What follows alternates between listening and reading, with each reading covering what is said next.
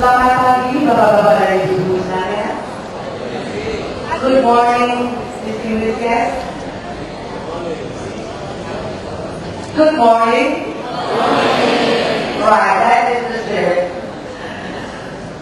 Ladies and gentlemen, in the first plenary session, we will have the privilege to listen to 4 speakers. Now we have 4 speakers, that's 3 papers.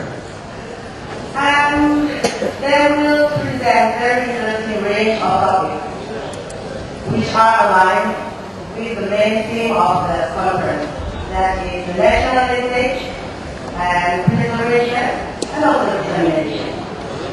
Okay, before I really introduce them properly, can we give big applause for them?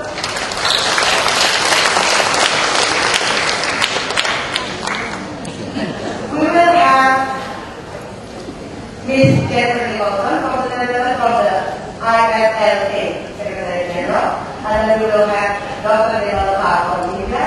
We will have Dr. Judith Hunt and Mr. David People. The first paper will be presented by Ms. Jennefer Nicholson. Allow me to introduce just briefly about Ms. Jennefer Nicholson.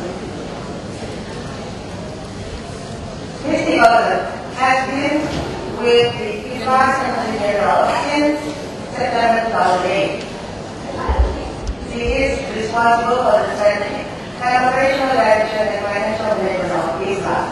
I think all of us are familiar with FIFA. Then, before being the Secretary General of FIFA, Jennefer was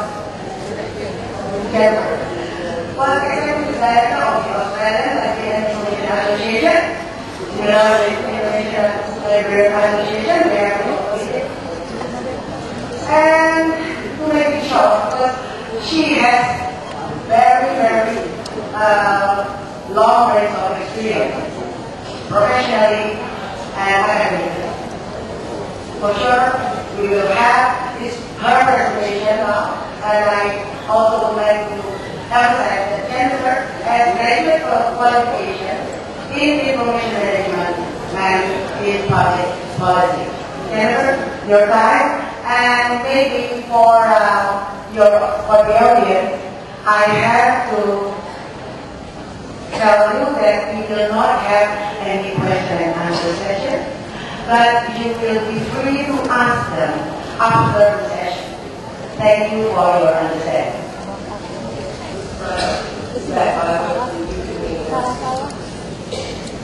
Madam Director, members of the organising committee, distinguished guests and delegates. I bring you greetings from the IFLA President, Ingrid Powell, who unfortunately is unable to be here. It's also my pleasure to be here, though, my 3rd time to Bali, and also, as you can tell, I'm Australian, but I work in the Hague, Netherlands, where you reside. So it's a delight for me to be back in what I consider to be my part of the world. My topic, the digitalisation of society.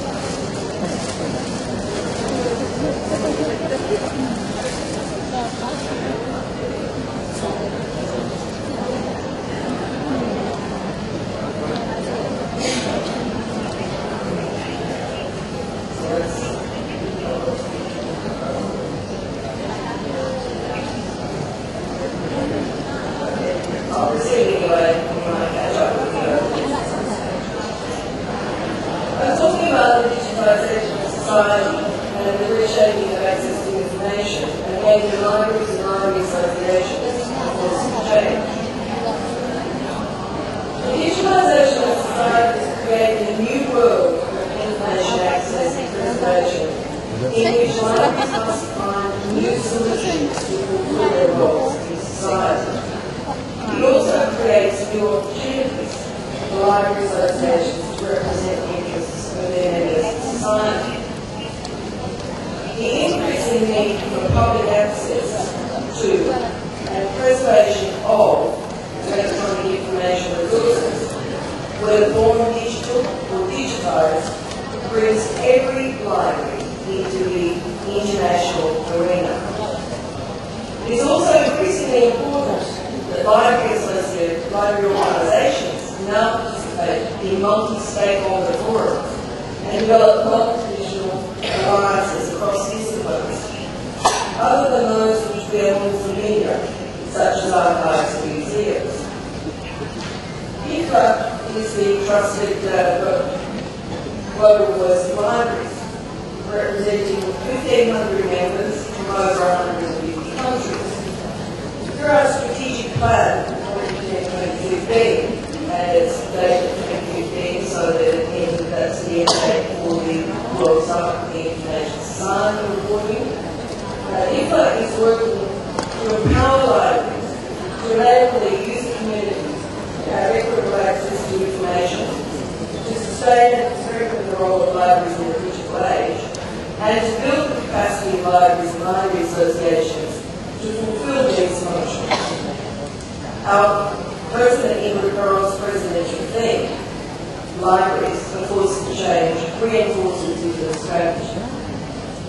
In that capacity, IFA is taking the leadership role in international forums to secure ongoing rights of access to digital information resources for libraries and their users. International bodies such as the World Intellectual Property Organization, WIPO, and UNESCO are comprised of member states, that is, national governments. And so the work IFA does in these forums can flow through to legislation and policy in the national level.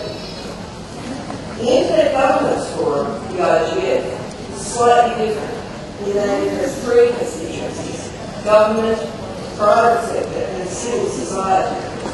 And IFA works within the IGF to ensure that the government and private sector constituencies are aware of the issues and needs of the library and information sector, including users.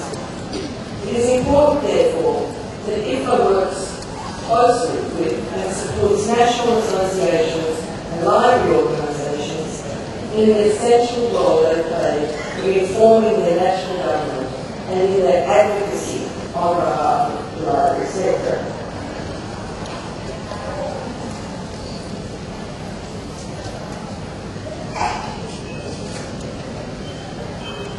The reshaping of access to information.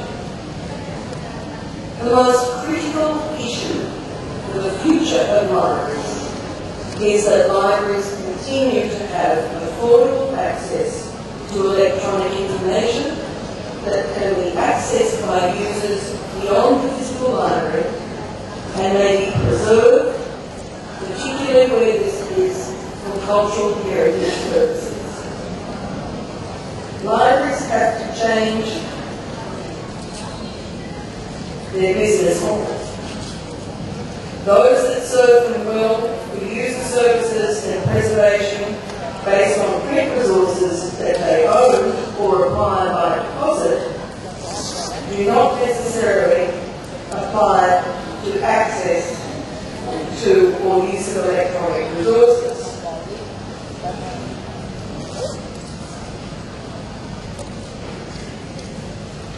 Libraries may increasingly be required to negotiate with rights holders and publishers to provide user services and preservation for electronic resources they access under license that do not own, or, as in the case of ebooks, cannot access if some publishers continue to not make their ebooks available to libraries.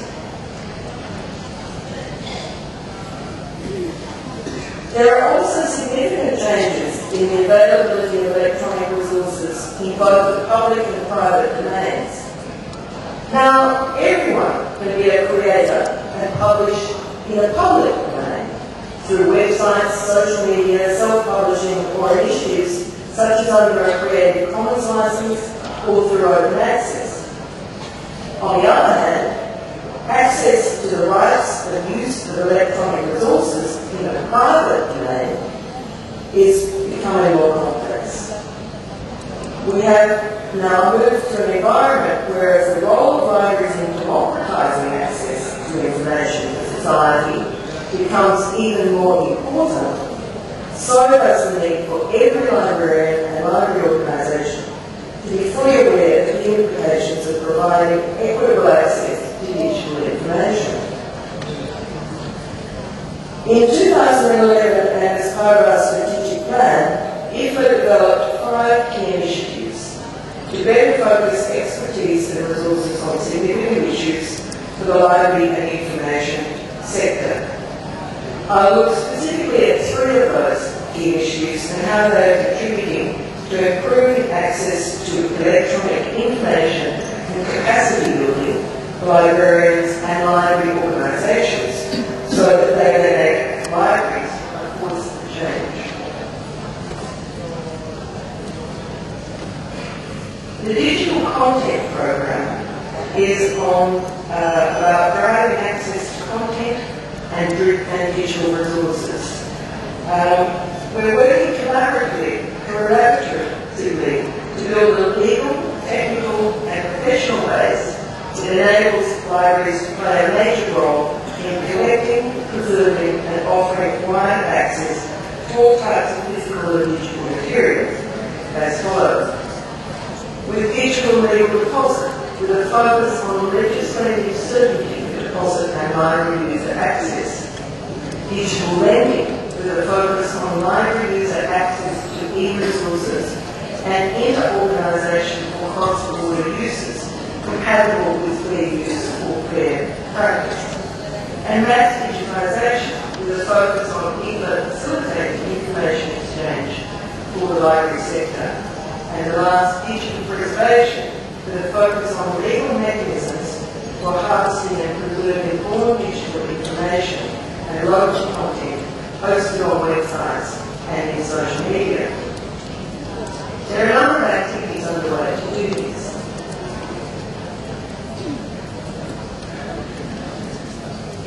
The current system of copyright limitations and exceptions for libraries and archives is not fit for the digital age. Without an updated system of limitations and exceptions, libraries are unable to offer the users a full range of digital services.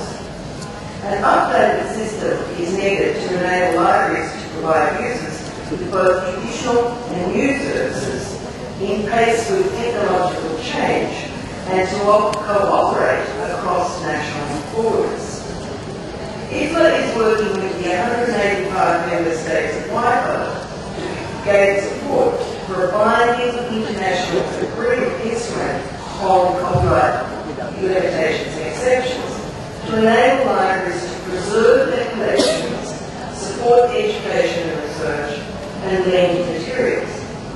In effect, IFA is asking for a WIPO instrument that provides legal certainty for a basic foundation of limitations and exceptions for libraries and archives that would benefit access to knowledge for library users in all WIPO member states, the creation of accessible format works which may be transferred by libraries across borders as part of interlending services on behalf of users, and equitable access for library users while maintaining a balance between the rights of rights holders and library users.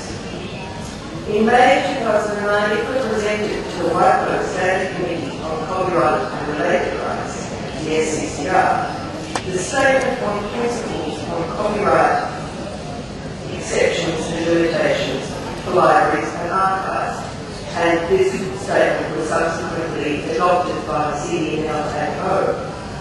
It was prepared in collaboration with the Library Copyright Alliance and the Electronic Information for Libraries Group. In summary, this document acknowledged the recent work being done by SCCR to study limitations and exceptions in a digital environment for the visually impaired, libraries and archives, and for educational activities, and emphasise that libraries have a public mission, often governed by national law, to enable the advancement of knowledge essential to teaching, research, and the public interest, and that this mandate has now moved into the global digital environment where these public policy goals and the principles continue to apply regardless of the format of the material.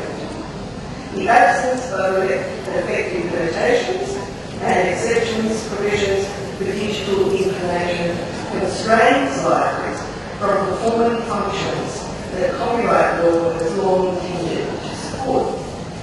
And as a consequence, humanity faces a digital blackout in the historical record and in the advancement of research, scholarship, and culture. The rights of owners continue to expand and adapt, while the same approach has not been applied to limitations and exceptions for libraries. The developing and transition nation do not always benefit from flexibilities, including copyright limitations and exceptions, that may be available to them with the intellectual property system.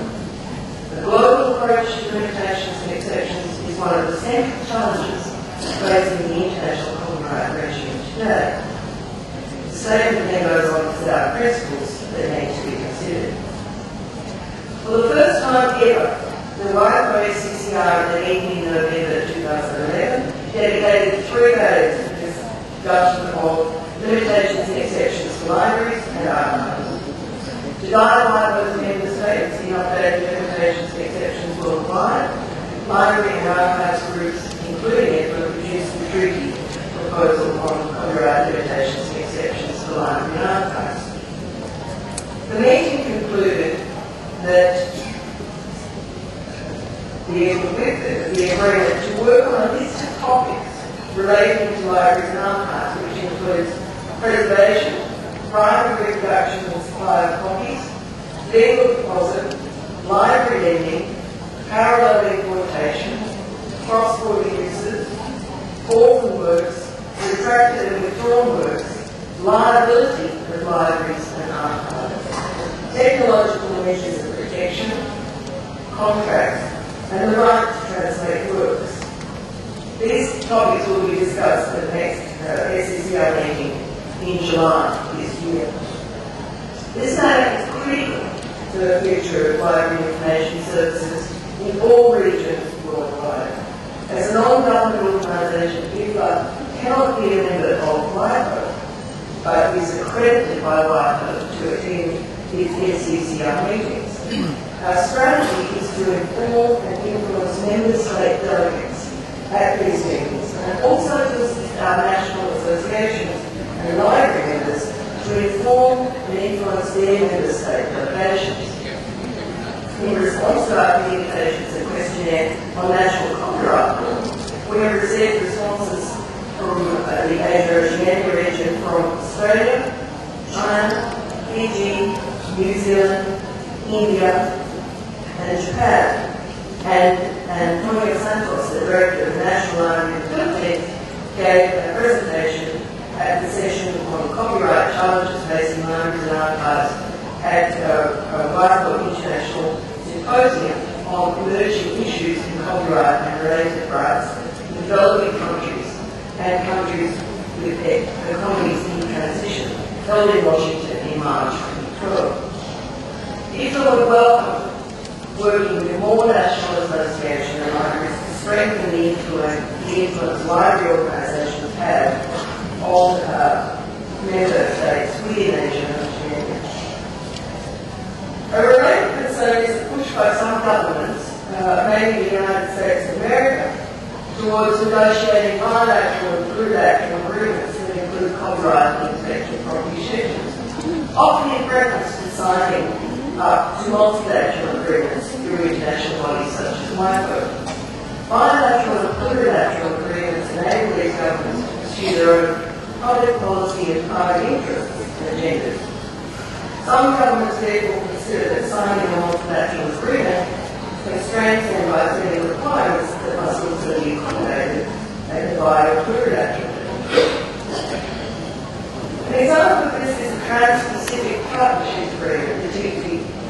CCTV. IFA's Copyright and Other Legal Matters Committee, which includes representatives from the Asia region, is assessing how libraries and library users could be affected by this agreement and what actions may be necessary. In November 2011, 9 countries, Australia, Brunei Darussalam, Chile, Malaysia, New Zealand, Peru, Singapore, Vietnam, and the United States, announced the achievement of the broad outlines of a Trans-Pacific Partnership. Also in November, Japan announced its intention to join. The country set to finalise the agreement in 2012. An unintended consequence for libraries in New Zealand, Brunei and Malaysia is that the TPP will extend the copyright term in their countries from 50 years after the author's death to 70 years after the author's death.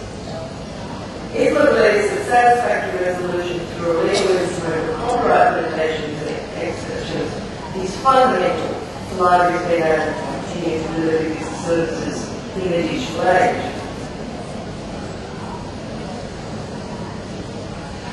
Another area is digital lending.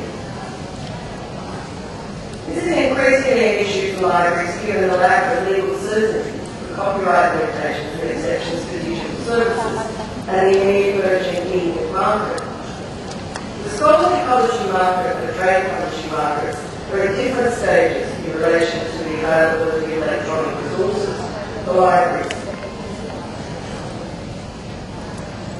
The scholarly publishing market for electronic resources is well established, as is the relationship between publishers and libraries. Library acquisitions are a significant part of the publishing market. Over the last 10 years, the percentage of acquisition budgets in many academic and research libraries spent on electronic resources has increased from around 20% to up to 89%.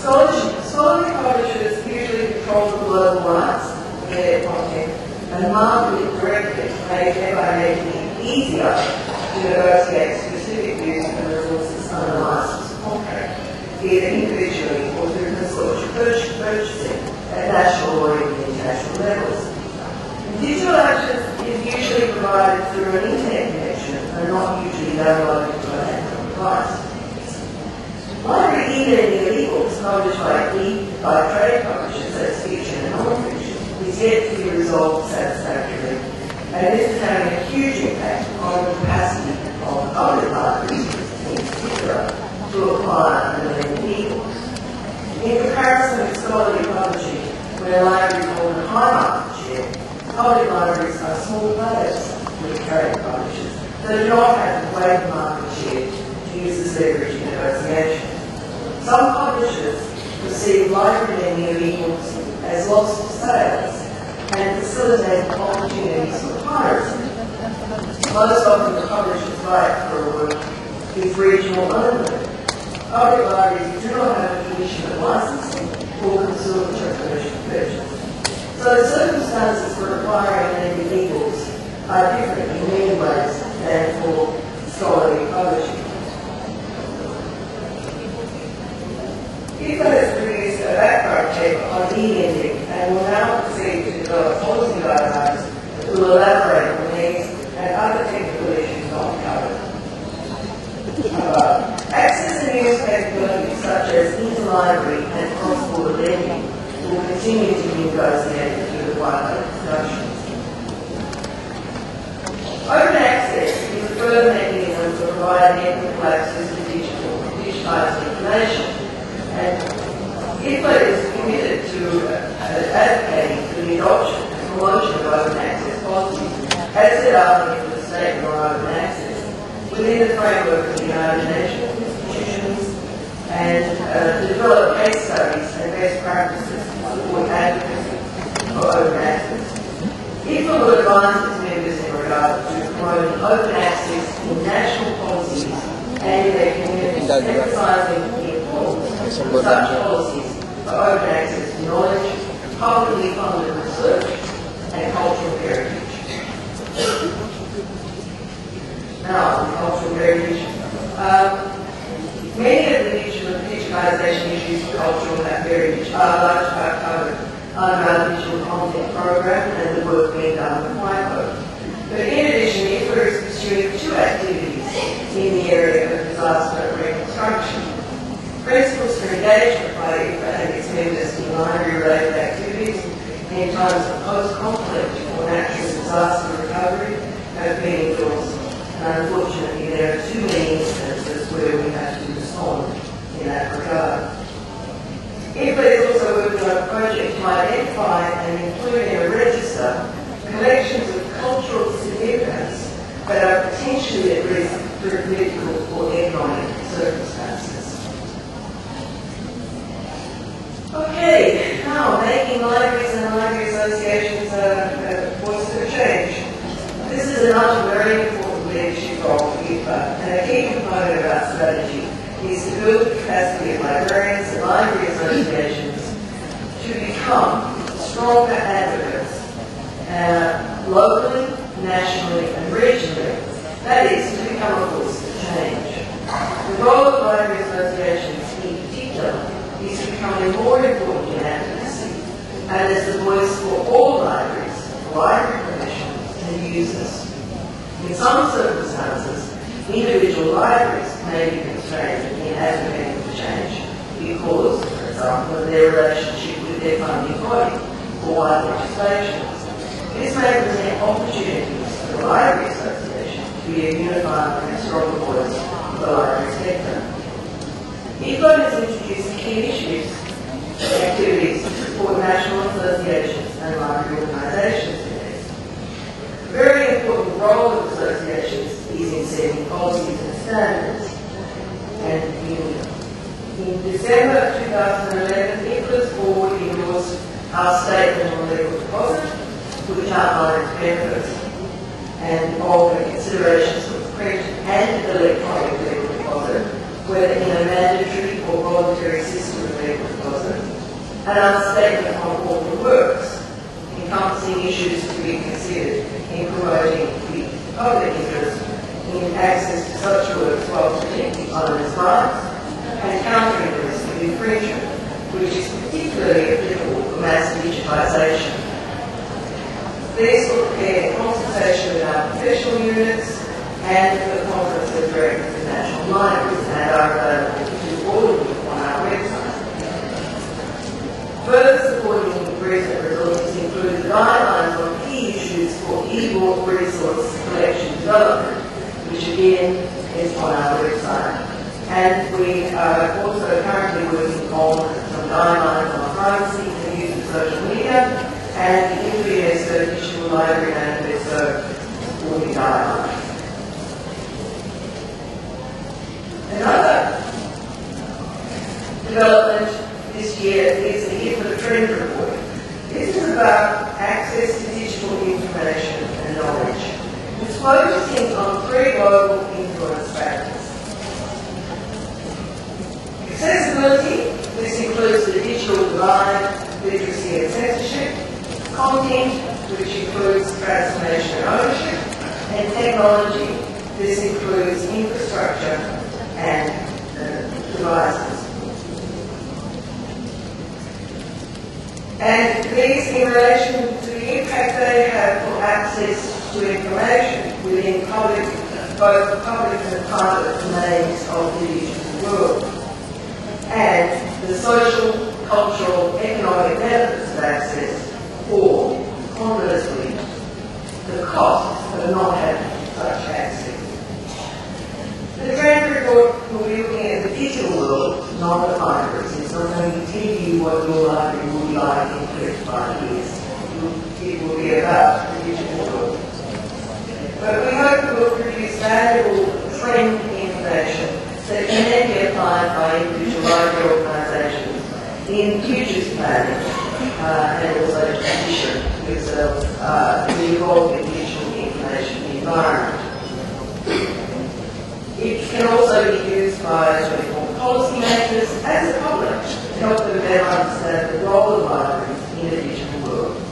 We hope that it will be updated in 3 to 5 years, and it's our goal, of course, is that in 2030, our vision is that in 2030, libraries will still have a significant part, be a significant part of society. The report will be launched in 2013. Another key initiative is our International Librarianship Development Program, which has just been one part of that has been launched. The first, it comprises two components and is administered through our Action for Development through Libraries program.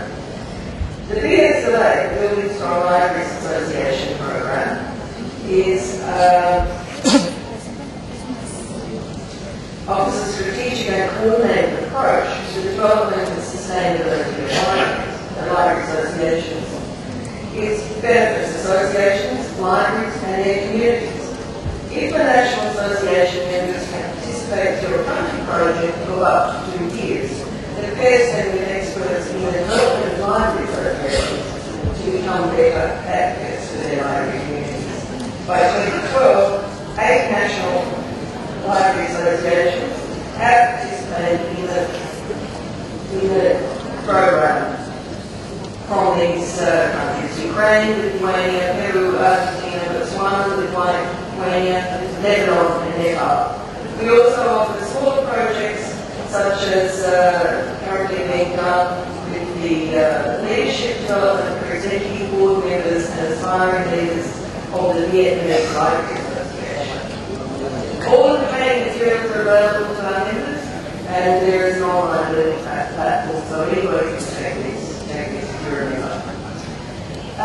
We've just launched our International Leaders Program, and you can find a lot of information about this. This is on our website, but it offers a unique opportunity to take leaders from their own communities or regions and give them experience in an international environment. And that will be starting with our conference in Helsinki. So, I'm being wound up now, so I'll skip to, I cannot finish without mentioning our World Library International Congress in this year, which is held in August every year, and it's 2012, it's in Helsinki, Finland. Next year, it is in Singapore, and I say to all of those who control budgets, please put some money aside in your budget to send as many delegates as you can. It is a wonderful experience. There will be people there from over 120 countries. And you can see if there's some of our Singapore delegates get very excited when it was announced